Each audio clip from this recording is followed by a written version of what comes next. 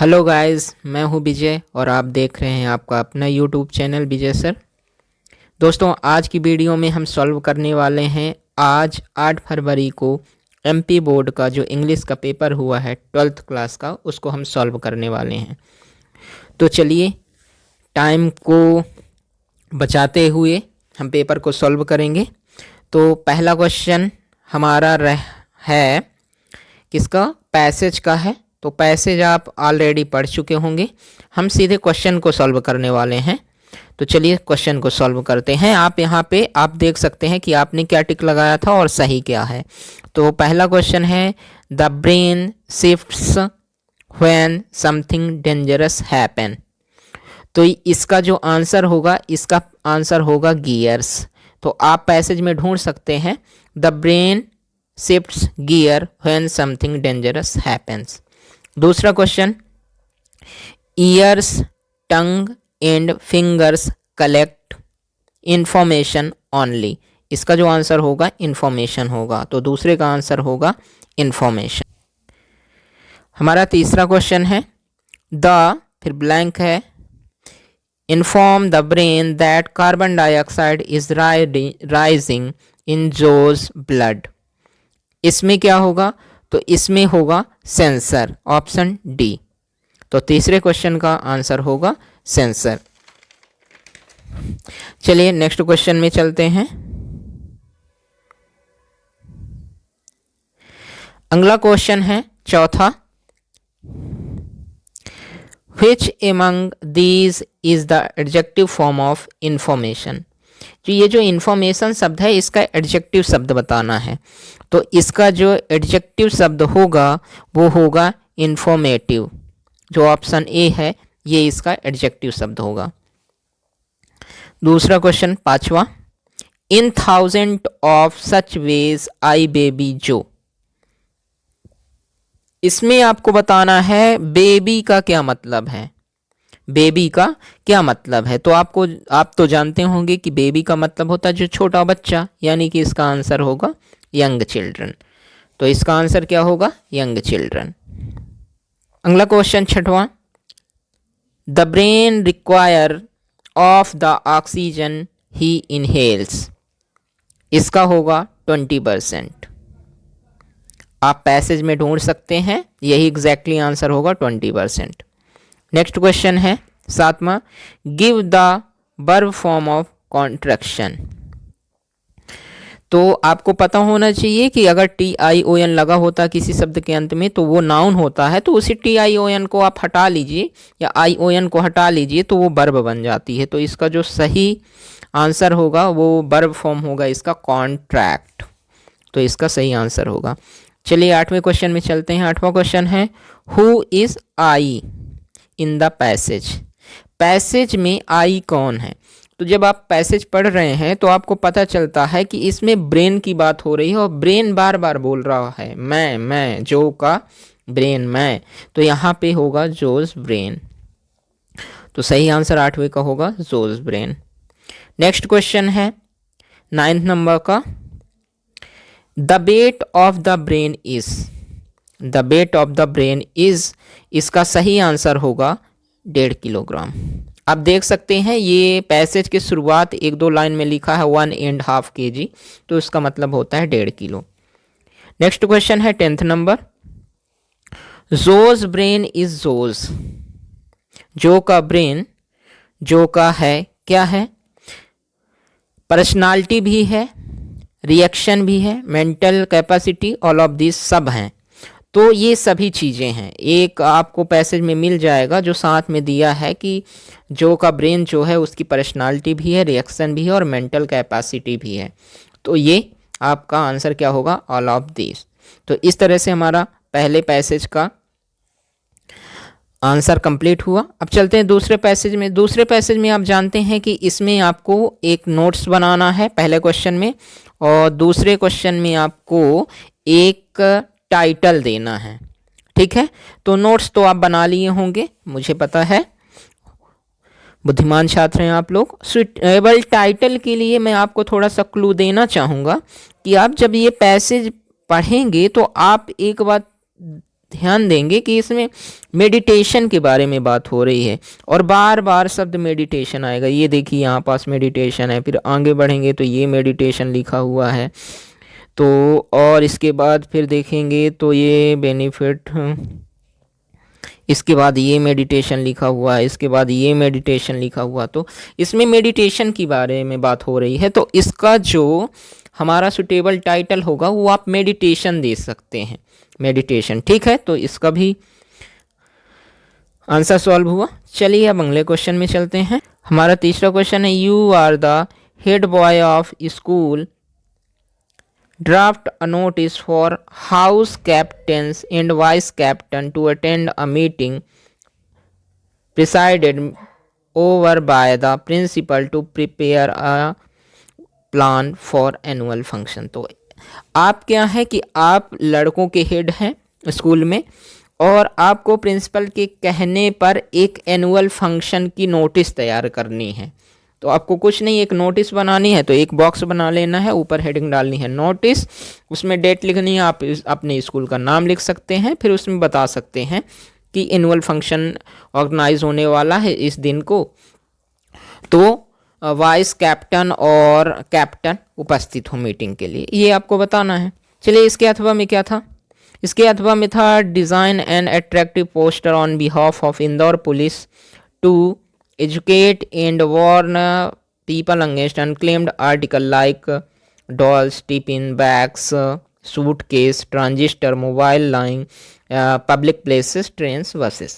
तो इसमें क्वेश्चन ये बोल रहा है कि आप इंदौर पुलिस की तरफ से एक अट्रैक्टिव पोस्टर को डिज़ाइन कीजिए जिसमें ये आप बताइए कि कोई भी चीज़ें जैसे पड़ी हो, डॉल हो, टिफिन बॉक्स हो, बैग हो, सूटकेस हो, ट्रांजिस्टर हो, मोबाइल हो, कहीं भी पड़ा हो पब्लिक प्लेस में, तो उसे छूना नहीं है। ठीक है, क्योंकि उसमें कुछ खतरा हो सकता है, बॉम्ब हो सकता है, इस प्रकार से। तो आप इसे सीधा ये रिलेट कर सकते हैं कि बॉम्ब ब्लास्ट वाला ऐसा आपको पोस्टर बनाना था। ठीक है, चलिए अगले क्वेश्चन में चलते हैं। चौथा क्वेश्चन है you are Sunil residing at 26 Gandhi colony Ujjain, write a letter to your friend Lalit अथवा लीना टेलिंग हिम या her how you spend your summer vacation. तो इसमें आपको अपने फ्रेंड ललित या लीना को अपने समर वेकेशन के बारे में बताना है कि आपने अपना समर वेकेशन कैसे बिताया, ये आपको बताना है।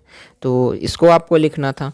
इसके अथवा में है write a letter to the post master of head post office to complaint against the postman of your area, you are Priyanshi Batra residing at 17 Ekta colony Guna. ये भी आपका लेटर है, आपको ऊपर लिखना है 17 एकता कॉलोनी गुना, फिर उसमें ठीक है डेट लिखनी है और complaint to the post master head of post office लिखनी है। फिर उसके बाद आपको क्या करना है, आपको शिकायत करनी है किसकी, पोस्टमैन की, कि जो पोस्टमैन है हमारे कॉलोनी का वो सही से काम नहीं कर रहा है, तो उसकी कंप्लेंट करनी है। तो ये आपको इसमें करना था। नेक्स्ट क्वेश्चन है, पांचवा है हमारा right a paragraph about 120 word of any one of the following topics. तो इसमें आपको किसी एक टॉपिक पर क्या लिखना है, पैराग्राफ लिखना है, जैसे the role of the computer in everyday life, computer का रोल क्या है हमारे प्रत्येक दैनिक जीवन में। दूसरा है द इम्पोर्टेंस ऑफ ट्रीज, पेड़ों का क्या महत्व है हमारे जीवन में। तीसरा है वैल्यू ऑफ गेम्स, हमारे जीवन में खेलों का क्या महत्व है। दूसरा है माय आइडियल टीचर, और आप चौथे में लिख सकते हैं कि आपके जो आइडियल टीचर हो, जिसको आप गुरु मानते हैं, जिसको आदर्श मानते हैं, तो उसके बारे में आपको लिखना है। इसके अथवे में दिया हुआ है you have witnessed an accident, write a report for a newspaper in about 120 words about the accident using the following detail। ये क्वेश्चन कह रहा है कि आप एक एक्सीडेंट होते हुए देखे हैं और उस पर आप एक रिपोर्ट बनाइए न्यूज़पेपर में देने के लिए 120 शब्दों में, और किस हिसाब से, कि एक्सीडेंट कहाँ हुआ, वेयर, व्हेन कब हुआ, हाउ कैसे हुआ, did the accident happen accident कैसे हुआ, पीपल कौन कौन थे, व्हीकल थे क्या, वाहन कौन कौन से थे, किसका किसका एक्सीडेंट हुआ जो इन्वॉल्व थे, loss of life and property, क्या आदमी मर गए या नहीं मरे, प्रॉपर्टी का क्या नुकसान हुआ, कितने धन का लॉस हुआ, गाड़ियाँ चकनाचूर हुई और क्या क्या नुकसान हुआ, ये बताना है। The scene of the accident, detail of casualty, death, injured, hospitalised, और आपको बताना है कि मौतें हुई, कितने लोग घायल हुए, किनको किनको कैसे कैसे हॉस्पिटल पहुंचाया गया, तो ये आपको बताना था। चलिए अगले क्वेश्चन में चलते हैं। क्वेश्चन नंबर 6 है fill in the blanks choosing the correct option any 5। आपको किन्हीं 5 को इनमें से करने हैं। तो चलिए पहला क्वेश्चन लिखा आई नो, फिर ब्लैंक है ही इज़ इल। तो गाइस इसमें लिखा है मैं जानता हूँ, ही इज़ इल, वह बीमार है। तो इसमें जो हमारा आंसर होगा वो दैट होगा। हो सकता है कुछ लोग हु लगा के आए हों, लेकिन मैं बता दूं कि जब हु आता है तो हु तो नाउन या प्रोनाउन की जगह ही आता है, तो यहाँ पे ही नहीं होना चाहिए था। अगर हु लगाना था तो यहाँ पे ही नहीं होना चाहिए था, तब तो आ सकता था, लेकिन यहाँ पे ही भी दिया है तो दो आप प्रोनाउन नहीं लगा सकते हैं, इसलिए इसमें हु नहीं आएगा। तो इसका क्या आंसर होगा, I know that he is ill, मुझे पता है कि वह बीमार है। ठीक है, चलिए next question. We keep our bread in the fridge, हम रोटी को फ्रिज में रखते हैं। इट डजेंट गो बैड, यह खराब ना हो जाए। तो इसके लिए आफ्टर नहीं होगा। सिंस फॉर आप जानते कहाँ लगेगा। आल्दो शुरुआत में होता है, और आल्दो के लिए हमारा प्रयोग होता है कि जब पॉजिटिव और निगेटिव के रिजल्ट या उसमें होता है तब लगाते हैं। इसमें आएगा सो दैट मतलब ताकि के अर्थ में। तो हम अपनी रोटियों को फ्रिज में रखते हैं, ब्रेड को फ्रिज में रखते हैं ताकि यह खराब ना हो जाए। चलिए तीसरे क्वेश्चन में चलते हैं। तीसरा क्वेश्चन है हाउ, फिर है milk do you buy daily. अब इसमें हमें भरना है, तो देखिए आप खालिस्तान के बाद मिल्क लिखा है और इसमें डिटर्मिनर भरना है। तो मिल्क अनकाउंटेबल नाउन हुआ, और अनकाउंटेबल नाउन के लिए आपका प्रयोग होता है मच का, तो यहाँ पे आएगा मच। तो how much milk do you buy daily. हमारा चौथा क्वेश्चन है Indian youth is full hope for the bright future of the country. तो गाइज मैं बताना चाहूँगा कि इसमें फुल के साथ एक फिक्स प्रीपोजिशन होता है ऑफ, और फुल ऑफ का मतलब हो जाता है, क्या हो जाता है फुल ऑफ का मतलब हो जाता है किसी चीज़ से भरा हुआ। तो हमारा जो इंडियन यूथ है, भारतीय जवान जो हैं, वो काहे से भरे हुए हैं, ब्राइट फ्यूचर, कि उनका भविष्य अच्छा होगा, इस आशा से भरे हुए हैं। तो भरे हुए होना के लिए होता फुल ऑफ, इसीलिए फुल के साथ ऑफ आएगा। चलिए नेक्स्ट क्वेश्चन में चलते हैं। हमारा पांचवा क्वेश्चन है हमारा मोहन, फिर ब्लैंक है स्पीक टू लैंग्वेजेस। दोस्तों इसमें जो बोर्ड पेपर ने दिया है, इसमें 2 आंसर होने के चांसेस हो सकते हैं, एक ये वाला और एक ये वाला, लेकिन ज़्यादा संभावना कैन की है, क्योंकि इन्होंने 2 ऐसे ऑप्शंस दे दिए हैं जो दोनों के दोनों आ सकते हैं। ऐसा क्यों हो रहा है, क्योंकि ये जो सेंटेंस लिखा हुआ है मोहन स्पीक टू लैंग्वेजेस, तो इससे ये नहीं पता चल रहा है कि वो प्रेजेंट है कि पास्ट है। तो अगर हम इसे प्रेजेंट माने तो कैन भर सकते हैं, और पास्ट माने हैबिट बताने के लिए तो यूज्ड टू का प्रयोग कर सकते हैं। तो अगर ये प्रेजेंट मानते हैं तो कैन आएगा, और पास्ट मानते हैं तो यूज्ड टू आएगा। तो इसका आंसर हम कैन ही मानते हैं। चलिए आखिरी जो फिल इन द ब्लैंक है वो है ब्लैंक है, फिर man who wrote this book is my friend. अब इसमें हमें आर्टिकल लिखना है। तो दोस्तों अगर जिस नाउन के पहले हमें आर्टिकल भरना होता है, उसके बाद अगर कोई WH वर्ड लिखा हो, WH वर्ड मतलब WH से शुरू हो, तो आप समझ जाइएगा कि ये जो नाउन है वो डेफिनेट हो गया, और इसमें फिर द भरा जाता है। तो इसमें क्या आएगा, इसमें द आएगा। अब बात करते हैं डू एज डायरेक्टेड की। क्वेश्चन नंबर 7, टुवर्ड्स डायरेक्टेड, इसमें भी एनी 5 करना है। हमारा जो पहला क्वेश्चन है वो है the tea is too hot that I can not drink it. ये अभी किस में बना है? ये अभी बना है सो दैट में, और सो दैट में बना है तो टू टू में बनाना है। तो जब टू टू में बनाते हैं तो हम क्या करते हैं कि इसमें सो की जगह हम टू लगाते हैं और दैट की जगह दूसरा वाला टू लगाते हैं। पहले की जगह ये वाला टू, दूसरे की जगह ये वाला टू।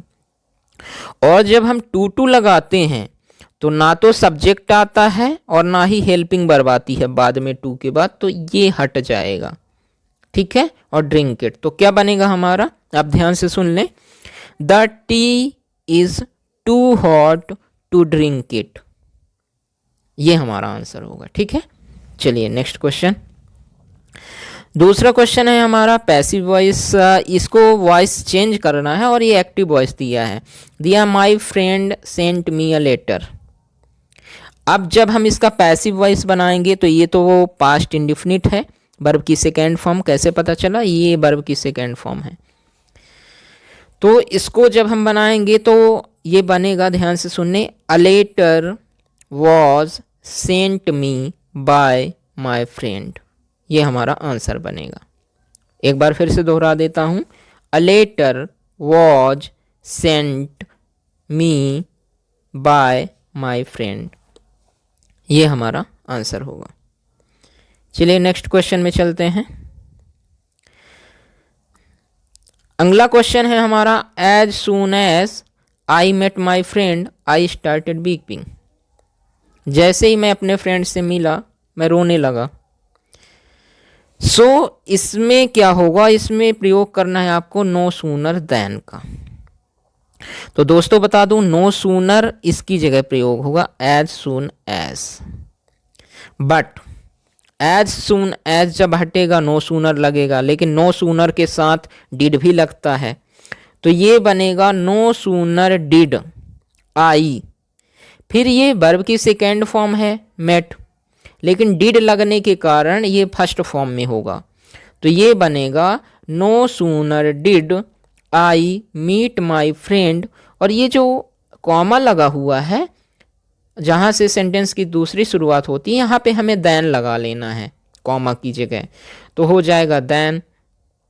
और दूसरे वाले भाग में कोई करेक्शन नहीं होगा, सेम का सेम रहेगा। तो अब फाइनल जो हमारा आंसर बना वो बना no sooner did I meet my friend then I started weeping, ये हमारा सही आंसर हुआ। चलिए चौथे क्वेश्चन में चलते हैं। चौथा क्वेश्चन है, you can catch the bus if you take a taxi. इसमें क्वेश्चन बोल रहा है हमारा डायरेक्ट कि आप अनलेस का प्रयोग कीजिए इफ़ की जगह। आपने अभी तक पढ़ा होगा कि इफ़ अनलेस शुरुआत में आता है, लेकिन ये लोग इस बार क्या किए हैं कि दूसरे सेंटेंस को पहले लिख दिए हैं और पहले सेंटेंस को बाद में लिख दिए हैं। तो ये समझिए कि ये वाला जो सेंटेंस है नंबर 1 है और ये वाला जो सेंटेंस है नंबर 2 है, ठीक है। तो हमको कुछ नहीं करना है। देखिए, जब हम इस इफ़ की जगह हम अनलेस लगाएंगे और यहाँ पे नॉट नहीं है, तो नॉट तो कहीं ना कहीं इफेक्ट होगा, तो क्या बनेगा? यहाँ अनलेस लग जाएगा, लेकिन उस नॉट का इफेक्ट यहाँ पास होगा कैन के बाद, तो यहाँ कैन के बाद नॉट लगाना है आपको। तो क्या होगा? You can not catch the bus unless you take a taxi. दोबारा रिपीट करता हूँ, you can not catch the bus if you take a taxi, ये हमारा सही आंसर होगा, ठीक है। अब आते हैं 5वें क्वेश्चन में। लिखा ही हैड हिज लंच। तो गाइज इसमें हो सकता है आप लोगों को कन्फ्यूज़न हो, लेकिन मैं बता देना चाहता हूँ ये है past indefinite. He had his lunch, उसने खाना खा लिया, उसने खाना ले लिया। अब आपको लगेगा कि इसमें तो हैड हेल्पिंग वर्ब है, लेकिन लेने को स्वीकार करने को हैव हैज़ हैड बनता है, ठीक है। तो ये पास्ट है, तो जब हम इसे पास्ट परफेक्ट बनाएंगे तो इसमें कुछ चेंजेस नहीं करना है, सिर्फ आपको हेल्पिंग वर्ब लगा लेनी है एक और पास्ट परफेक्ट की हेल्पिंग वर्ब क्या होती है? हैड। तो ये बनेगा he had had his lunch. 2 बार हैड आ जाएगा। अगर आपको 2 बार हैड नहीं करना है तो फिर पहले हैड के बाद आपको टेकन लगाना पड़ेगा। हैड के बाद वर्ब की थर्ड फॉर्म लेने के केस में। तो फिर या तो फिर दूसरा केस होगा he had taken his lunch. ठीक है, चलिए नेक्स्ट क्वेश्चन में चलते हैं। अगला क्वेश्चन है 6वां। इसमें आपको नीदर नॉर का प्रयोग करना है। लिखा है she did not talk to me, she did not look at me. और ये पास्ट टेंस है, दोनों आप देख सकते हैं, डिड से पहचान सकते हैं। आपको लगाना है नीदर नॉर। तो हमको क्या करना है, यहाँ पे नीदर नॉर कहाँ लगेगा? क्योंकि ये निगेटिव होता है नीदर नॉर, इसलिए ये डिड नॉट की जगह लगेगा। ठीक है, तो लेकिन एक बात का ध्यान रखना है, डिड हटेगा तो वर्ब की सेकेंड फॉर्म वापस आ जाएगी। तो यहाँ पे टॉक्ड हो जाएगा, दूसरे बारे में लुक्ड हो जाएगा। तो बनेगा क्या? She neither talked to me nor looked at me. यहाँ पे 2 बार सी है तो सी भी दोबारा नहीं आएगा। तो वापस सुनने क्या आएगा इसका आंसर? इसका आंसर होगा she neither talked to me nor looked at me. ठीक है, तो ये हमारा आंसर बनेगा। 7वां क्वेश्चन है। इसमें आपको रीअरेंज करना है शब्दों को। अब शब्दों को रीअरेंज करना है तो पहले आपको जानना पड़ेगा कि ये कैसा है, अफर्मेटिव है, निगेटिव है, इंट्रोगेटिव है। तो आप देखिए ये लास्ट वाला जो शब्द है ये इंट्रोगेटिव लिखा हुआ है, तो ये इंट्रोगेटिव शब्द हुआ। और इंट्रोगेटिव शब्द होता तो सबसे पहले क्या आता है? सबसे पहले या तो इंट्रोगेटिव वाला शब्द आएगा या WH वर्ड वाला। तो ये WH वर्ड है, तो ये सबसे पहले आएगा। तो 1 नंबर में क्या हुआ? How much. हाउ मच और मच के बाद क्या आता है? मच के बाद आता है अनकाउंटेबल नाउन वाला कोई सा। तो ये अनकाउंटेबल नाउन है एक्सपीरियंस। तो हाउ मच, ठीक है, हाउ मच एक्सपीरियंस। अब ये क्वेश्चन मार्क है तो उसके बाद हेल्पिंग वर्ब आएगी, तो ये आएगा तीसरे नंबर में हैव। तो अब क्या बना? How much experience have. फिर चौथे में आएगा सब्जेक्ट और 5वें में आएगा ये इंट्रोगेटिव मार्क। तो क्या बनेगा हमारा ये जो रीअरेंज होगा ये बनेगा how much experience have you got. इस प्रकार से हमारे सारे डायरेक्ट सॉल्व हुए। हमारा 8वां क्वेश्चन है read the following extract carefully and answer the question given below. तो चलिए इस पोएम के क्वेश्चन देखते हैं। हमारा पहला क्वेश्चन है the poetess is coming from. Poetess कहाँ से आ रही है? तो आपको इस पैसेज, पोएम वाले पैसेज के प्रथम लाइन में ही लिखा है ड्राइविंग फ्रॉम माई पेरेंट्स। तो यहाँ हर पेरेंट्स होम, तो इसमें आपको यहाँ लगाना है। यहाँ कोचिन मत लगा दीजिए, कोचिन के लिए जा रही थी, है ना। आ कहाँ से रही थी? तो हर पेरेंट्स होम। तो इसका आंसर हर पेरेंट्स होम होगा। दूसरा शब्द, दूसरा क्वेश्चन है the word copse mean. Copse का क्या मतलब है ये आपको बताना है। तो इसमें कॉप्स का मतलब होता है एक तरह से लाश। लाश का मतलब क्या होता है? Dead body. तो इसका जो आंसर होगा वो होगा डेड बॉडी। क्वेश्चन नंबर 3 देखते हैं। क्वेश्चन नंबर 3 है इसका नेम द पोएट। पोएट कौन था इसका? तो आप जानते हैं ये कहाँ से लिया गया है? ये लिया गया है माई मदर एट 66 से। और माई मदर एट 66 किसने लिखा? वो लिखा है कमला दास ने। तो इसका जो सही आंसर होगा वो होगा कमला दास। अब चलते हैं क्वेश्चन नंबर 8 के बी में। ये पैसेज आपने पढ़ लिया होगा, हम पैसेज पढ़ने में टाइम वेस्ट नहीं करते हैं, सीधा चलते हैं क्वेश्चन में। तो अगर क्वेश्चन को देखते हैं तो पहला क्वेश्चन है हमारा इसका the chief astrologer placed his finger. तो जो मुख्य एस्ट्रोलॉजर था उसने फिंगर कहाँ डाला था? तो उसने डाला था उसके नाक में, ऑन हिज नोज। और ये कहाँ लिखा हुआ है? ये आपके पैसेज की प्रथम लाइन में ही लिखा हुआ है, तो आप यहाँ से पा सकते हैं। चलिए दूसरा क्वेश्चन देखते हैं। दूसरा क्वेश्चन है हमारा how many days old is the baby when he opens his lips in speech. तो इसका जो आंसर होगा, इसका आंसर होगा 10 डेज। और इसका जो आंसर है ये पैसेज की दूसरी लाइन में दिया गया है कि a baby barely 10 days old opens, तो इस प्रकार से। तो ये भी सरल था इसका आंसर ढूंढना। तीसरा क्वेश्चन है हमारा,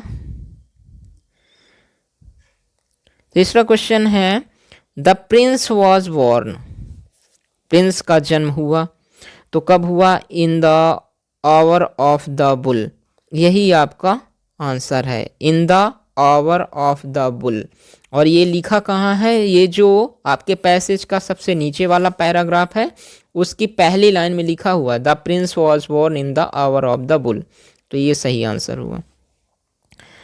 उसके बाद चौथा क्वेश्चन है, चौथा क्वेश्चन है from which lesson this extract has been taken. ये जो एक्सट्रैक्ट लिया गया है, जो पैसेज लिया गया, वो कहाँ से लिया गया है? तो ये लिया गया है आपका द टाइगर किंग से। ठीक है, तो इसका ये आंसर हुआ। चलिए फिर अब चलते हैं क्वेश्चन नंबर 9 में। इसमें आपको क्या करना है? इसमें करना answer the following question in about 30 words any 5। आपको लगभग 30 शब्दों में इन 5 क्वेश्चंस का आंसर देना है। जितने what had been put up on the bulletin board, bulletin board में क्या छपा था ये आपको बताना है। What is Saheb looking for in the garbage dump, Saheb garbage dump में क्या ढूंढ रहा है। Where has he come from, और वह कहाँ से आया है। तीसरा क्वेश्चन है why was Douglas determined to get over his fear of water, Douglas ने क्यों निर्धारित किया अपने पानी के डर से बाहर आने के लिए। चौथा क्वेश्चन आपका what doubt did Edla have about the peddler, peddler के बारे में इडला को क्या डाउट था, क्या संशय था, ये आपको बताना है। फिर आपका पांचवा क्वेश्चन है list the places that Gandhi visited between his first meeting with Shukla at his arrival at Champaran. उन प्लेसेस की लिस्ट बनाइए जो गांधी जी विजिट किए जब उन्होंने राजकुमार शुक्ल से मिला और चंपारण आने के पहले कौन कौन से ऐसे प्लेस थे जो उन्होंने घूमा, तो उसको आपको बताना है इस क्वेश्चंस में। हमारा जो छठवां क्वेश्चन है वो है why do most celebrity writers despise being interviewed. ये क्वेश्चन पूछ रहा है कि क्यों जो हमारे मुख्यतः सेलिब्रिटी हैं, राइटर्स हैं, वो इंटरव्यू देने से बचते क्यों हैं। तो इसका आंसर आपको बताना है। हमारा अगला क्वेश्चन है question number 10, answer the following question in about 30 words each. आपको 3 क्वेश्चन का आंसर देना है जो 30 वर्ड में होंगे। पहला क्वेश्चन है why has the mother been compared to the late winter's moon, माँ की तुलना देर रात ठंड जो सर्दी वाले चांद होता है उसके आधी रात वाले चांद से तुलना क्यों की गई है मदर की, ये आपको बताना है। ठीक है ना, ये माई मदर एट 66 का क्वेश्चन है। दूसरा है what is the sadness that the poet refers into the poem keeping quiet. Keeping quiet में जो दुख है, सैडनेस है, तो उसका क्या मतलब है कीपिंग क्वाइट पोएम में, तो वो आपको बताना है। और फिर तीसरा क्वेश्चन है आपका list the thing of beauty mentioned in the poem a thing of beauty. उन ब्यूटी वाली चीज़ों को बताइए जो अ थिंग ऑफ ब्यूटी में दर्शाई गई हैं, ये आपको लिखना है। क्वेश्चन नंबर 4 है आपका what is the childish longing that poet refers to. और इसमें आपको बताना है कि पोएट की कौन सी ऐसी बचपनी हरकत है, उस हरकत को आपको बतानी है। तो ये चैप्टर कहाँ से है, ये रोड साइड स्टैंड से है, तो वहाँ का ये क्वेश्चन है, तो आपको लिखना है। अब चलते हैं क्वेश्चन नंबर 11 में। क्वेश्चन नंबर 11 में आपको 2 क्वेश्चंस का आंसर देना है 30 वर्ड में। पहला क्वेश्चन है what does the third level refer to, third level का क्या मतलब है आपको ये बताना है, थर्ड लेवल से क्या मतलब है। और दूसरा क्वेश्चन है who is the tiger king, tiger king कौन है, why does he get that name, और उसने यह नाम क्यों प्राप्त किया और उसे यह नाम कैसे मिला, आपको ये बताना है। और तीसरा क्वेश्चन है will Hana help the bounded man and wash him herself. तो क्या हाना ने उस घायल आदमी की मदद की थी और क्या उसने स्वयं उसको धोया था? तो ये क्या है, उस डॉक्टर वाले से है जिसमें द इनेमी चैप्टर से है, तो ये वहाँ से क्वेश्चन है। वेरी सिंपल क्वेश्चन है, आपने इसे भी कर लिया होगा। चलिए क्वेश्चन नंबर 12 में चलते हैं। क्वेश्चन नंबर 12 में ये answer the following question in about 75 words each. 75 शब्दों में आपको दो क्वेश्चंस लिखने हैं। पहला क्वेश्चन है what did M Hamel say about French language. तो mister M Hamel French language के बारे में क्या कहते हैं या क्या कहा उन्होंने, आपको ये बताना है। और दूसरा क्वेश्चन है what made the peddler think that he had Indeed fallen into the rat trap. ये रैट ट्रैप से क्वेश्चन है, और ऐसा क्या लगा उसको पेडलर को कि वह खुद ही रैट ट्रैप में फंस गया, चूहेदानी में फंस गया है, उसको कैसे लगा, ये कैसे पता चला कि वो चूहेदानी में फंस गया है, इसका आंसर बताना आपको। और क्वेश्चन नंबर 3 है आपका is Saheb happy working at tea stall, explain. क्या साहेब टी स्टॉल में काम करके खुश है? अब बताइए, उसे एक्सप्लेन कीजिए कि खुश है तो क्यों है और नहीं है तो क्यों नहीं है। चलिए अगले क्वेश्चन में चलते हैं। अगला क्वेश्चन है question number 13, answer any one of the following question in about 75 words. 75 शब्द में किसी एक क्वेश्चन का आंसर देना है आपको। पहला क्वेश्चन है right the central idea of the poem keeping quiet. Keeping quiet poem का जो सेंट्रल आइडिया है आपको बताना है कि शांति पर बात की गई है, तो क्यों शांत कर रहने के लिए बोल रहा है, पाब्लो नेरूदा जी क्यों बोल रहे हैं, तो इस पर आपको एक सेंट्रल आइडिया छोटा सा लिखना है, आप लिख डालेंगे। चल दूसरा क्वेश्चन आपको लिखना था summarise the poem a thing of beauty. A thing of beauty के बारे में आपको क्या करना है, समराइज करना है, उस पोएम को समरी के रूप में लिखना है। ठीक है, तो ये रहा 13th नंबर। अब चलते हैं हम 14 नंबर के क्वेश्चन में। 14th नंबर का जो हमारा क्वेश्चन है वो है answer any one of the following question in about 75 word. 75 शब्दों में किसी एक क्वेश्चन के बारे में लिखना है आपको। पहला क्वेश्चन है what are the indication for the future of humankind. मानवता के भविष्य के बारे में कौन से ऐसे इंडिकेशन है जो आपको बताने हैं। मुझे लगता है ये है अंटार्कटिका वाले से, तो आपको ये वाला आंसर लिखना है। अगर नहीं लिखना है तो दूसरा क्वेश्चन है आपका what did the royal infant grow up to be. तो जो नन्हा शिशु था, रॉयल मीन्स शाही जो शिशु था, वो बड़ा होके क्या बनता है वो आपको बताना है। ये भी सरल क्वेश्चन है, ये टाइगर किंग से लिया गया है, तो इसके बारे में आपको लिखना था। चलिए अब 15वें क्वेश्चन में चलते हैं। 15वें क्वेश्चन में भी एक पैसेज दिया हुआ है और पैसेज को आप पढ़ लेंगे और फिर नीचे क्वेश्चन दिया हुआ है, हम उन क्वेश्चंस को सॉल्व करते हैं। तो हमारा पहला क्वेश्चन है how many delegates were there in the annual convention of the Indian National Congress party. ठीक है, तो अगर आप इस क्वेश्चन का आंसर ढूंढते हैं तो इस क्वेश्चन का आंसर आपको मिलेगा कहाँ पर, ये मिलेगा आपको दूसरे पैराग्राफ की दूसरी लाइन में, जहाँ पे लिखा देयर वर 2301, तो 2301 डेलीगेट्स वहाँ शामिल हुए थे। तो इसका आंसर क्या होगा, ये वाला। दूसरा क्वेश्चन है when did Rajkumar Shukla meet Gandhi. Rajkumar Shukla Gandhi से कब मिले। ठीक है, when did Rajkumar Shukla meet Gandhi, तो ये आपका आंसर मिलेगा फर्स्ट लाइन में लिखा है when I first visited Gandhi in 1942, यानी कि 1942 में मिले। कौन, राजकुमार शुक्ल गांधी जी से। अब तीसरा क्वेश्चन है, तीसरा क्वेश्चन है give the similar meaning of the word peasant. Peasant का क्या मतलब है, पीजेंट का आप समानार्थी बताइए। तो पीजेंट का मतलब होता है किसान, और किसान इनमें से किसका मतलब होता है, फार्मर। तो ये सही आंसर होगा आपका क्या, आंसर नंबर डी, फार्मर। चलिए अगला क्वेश्चन है चंपारण इज सिचुएटेड। चंपारण कहाँ स्थित है या चंपारण स्थित है, तो चंपारण कहाँ स्थित है, चंपारण स्थित है नियर नेपाल। ये आपको आंसर कहाँ मिलेगा, ये मिलेगा आपके पैसेज की लास्ट लाइन में। जिसमें लिखा हुआ है it was in the foothills of the towering Himalayas near the kingdom of Nepal. तो ये आपका आंसर होगा। आखिरी क्वेश्चन है हमारा, from which lesson this extract has been taken. किस चैप्टर से हमारा ये एक्सट्रैक्ट लिया गया है? तो ये गांधी जी और राजकुमार शुक्ल वाला जो चैप्टर है वो लिया गया है इंडिगो से, नील से। तो जो हमारा आंसर होगा, क्या होगा इसका आंसर? होगा ऑप्शन नंबर बी, इंडिगो।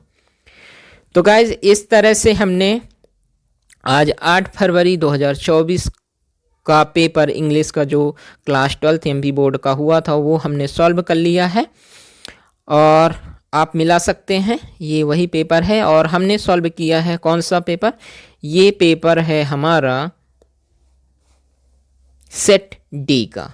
तो आप मिला सकते हैं क्योंकि हालांकि आगे पीछे क्वेश्चंस होंगे, तो आप बी सी डी किसी भी सेट के हैं तो आप उसमें क्वेश्चंस से क्वेश्चन मिला के आप इसको कर सकते हैं। तो गाइज यदि आपने हमारे यूट्यूब चैनल को सब्सक्राइब नहीं किया है तो ऐसी ही अमेजिंग जानकारी के लिए सब्सक्राइब कर लें। और अब हम मिलते हैं अगले वीडियो में, तब तक के लिए बाय बाय, नमस्कार।